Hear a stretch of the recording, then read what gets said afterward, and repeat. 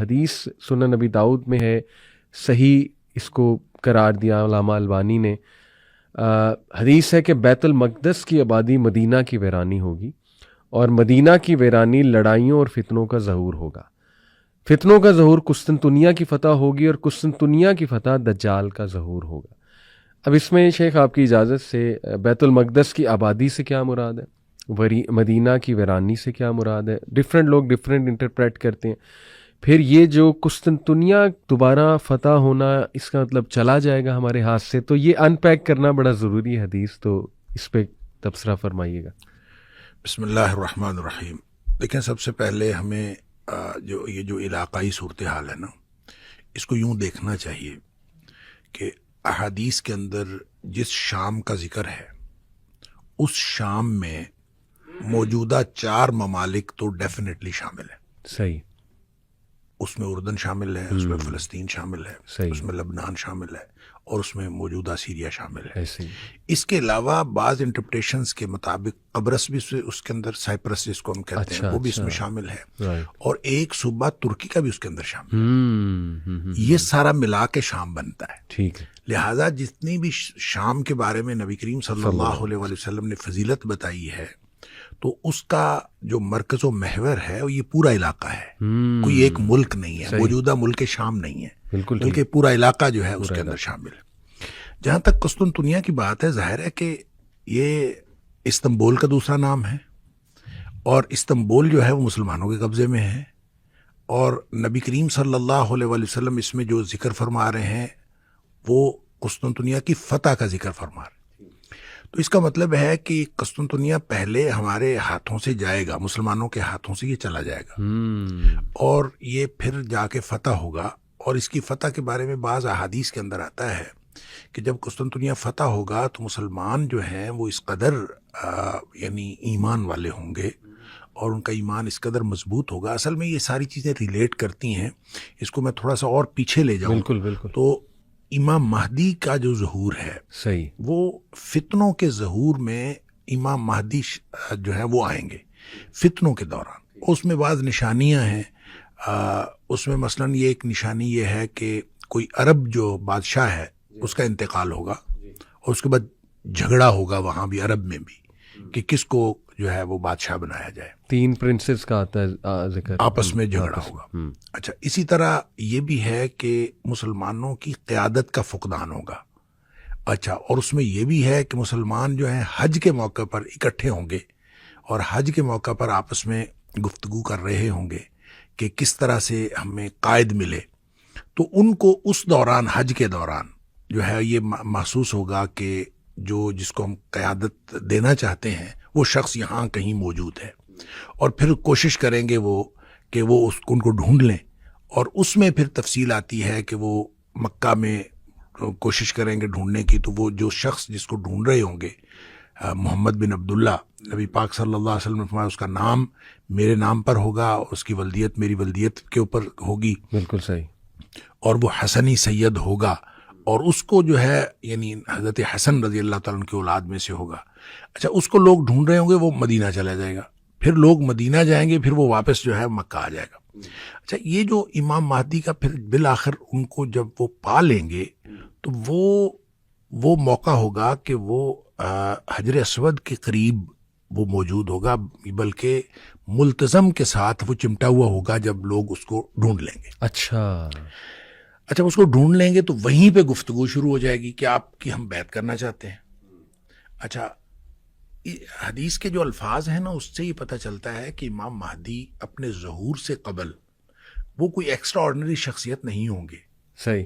یعنی پہلے بالکل عام آدمی ہوں گے، کسی کو نہیں پتا ہوگا کہ یہ امام مہدی ہو سکتے ہیں یا کوئی سا. کیونکہ حدیث میں الفاظ ہیں کہ جب بیعت ہوگی نا تو وہ کہیں گے کہ میں پھر جہاد پہ بیعت لوں گا. اچھا، لوگ تیار ہو جائیں گے بیعت کرنے کے لیے. اس پر نبی اکرم صلی اللہ علیہ وسلم فرمایا فَيُصْلِحُ اللَّهُ فِي لَيْلَةٍ، اللہ تعالیٰ ایک ہی رات میں ان کو صلاحیتیں عطا فرما دے. صحیح. یعنی وہ جو باصلاحیت بنیں گے، بالکل ٹھیک، تو وہ ایک ہی رات میں اللہ کی طرف سے ان کو صلاحیتیں عطا ہوں گی. تو اچھا، اس موقع پر نبی کریم صلی اللہ علیہ وسلم نے فرمایا مسلمان 3 حصوں میں تقسیم ہو جائیں. اچھا، اس میں ایک حصہ مسلمانوں کا وہ ہوگا جنہوں نے امام مہدی کو ماننا ہی نہیں، ہاں، اور ان کے بارے میں نبی پاک صلی اللہ علیہ وسلم فرمایا ان کا ایمان کے ساتھ کوئی تعلق ہی نہیں ہے۔ دوسرا حصہ یعنی 3 میں سے ٹھیک۔ دوسرا حصہ وہ ہوگا جو لڑائیوں میں شہید ہو جائیں گے۔ ٹھیک، نبی پاک صلی اللہ علیہ وسلم فرمایا روئے زمین کے بہترین شہداء ہوں گے۔ اللہ، اس کے بارے میں بعض روایتوں میں یہ بھی آتا ہے کہ اتنی زیادہ جو ہے وہ قتل عام ہوگا اور اتنی زیادہ شہادتیں ہوں گی کہ بعض روایتوں میں اس طرح ہے کہ ایک آدمی کے 100 بیٹے ہوں گے، 99 شہید ہو جائیں گے اور ایک بچے گا، یعنی اس کا مطلب اتنے بڑے پیمانے پر جو ہے وہ شہادتیں ہوں گی، اور ان کے بارے میں نبی پاک صلی اللہ علیہ وسلم فرمایا کہ یہ روئے زمین کے بہترین شہداء ہوں گے۔ ایک حصہ جو بچے گا ان کے بارے میں نبی کریم صلی اللہ علیہ وسلم نے فرمایا اس کے بعد ان کو کوئی چیز، کوئی فتنہ ان کے ایمان کو خراب نہیں کر سکے گا، وہ بہترین مومن ہوں گے۔ اچھا، جو قسطنطنیہ کی فتح ہے اس کے بارے میں حدیث میں آتا ہے کہ وہ صرف لا الہ الا اللہ یا اللہ اکبر کی قوت سے اس کی دیوار گر جائے گی، یعنی ان کو لڑائی نہیں لڑنی پڑے گی۔ اچھا، یعنی وہ اس طرح کے مومن ہوں گے بالکل ٹھیک، کہ جب وہ وہاں پہنچیں گے تو وہ اپنی لا الہ الا اللہ کہتے ہوئے یا اللہ اکبر کہتے ہوئے جب وہ قریب پہنچیں گے تو دیوار گر جائے گی اور وہ فتح ہو جائے گا بغیر کسی لڑائی کے۔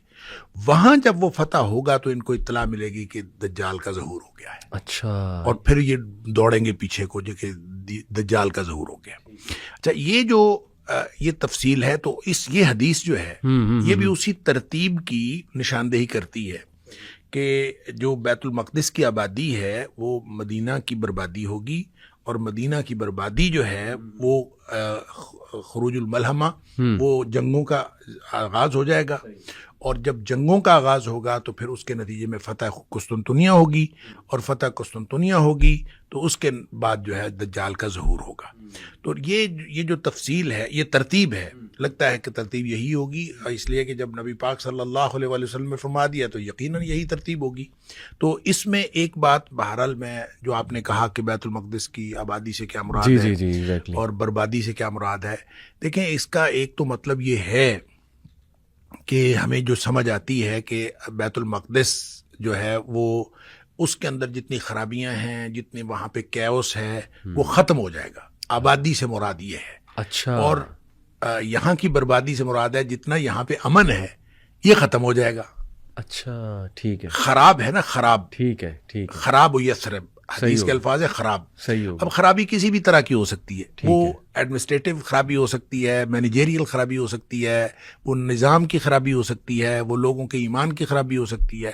ویسے تو نبی پاک صلی اللہ علیہ وسلم فرمایا فتنوں کے دور میں ایمان جو ہے وہ حجاز کے اندر سکڑ کے آ جائے گا، جس طرح سے سانپ جو ہے سکڑ کے اپنی بل میں گھس جاتا ہے، اس طرح سے ایمان سکڑ کے حجاز میں آ جائے گا۔ حجاز یعنی مکہ مدینہ، مکہ اور مدینہ۔ اچھا، تو جب مکہ اور مدینہ میں ایمان آ جائے گا تو اس کا مطلب ہے ایمانی خرابی تو نہیں ہوگی، کسی اور طرح کی خرابی ہوگی، کوئی بد انتظامی ہو جائے گی، کوئی لڑائی ہو جائے گی، کوئی سیاسی ایشو ہو جائے گا، کوئی اس طرح کا ایشو ہوگا، اور اس ایشو کے بعد جنگیں شروع ہو جائیں گی۔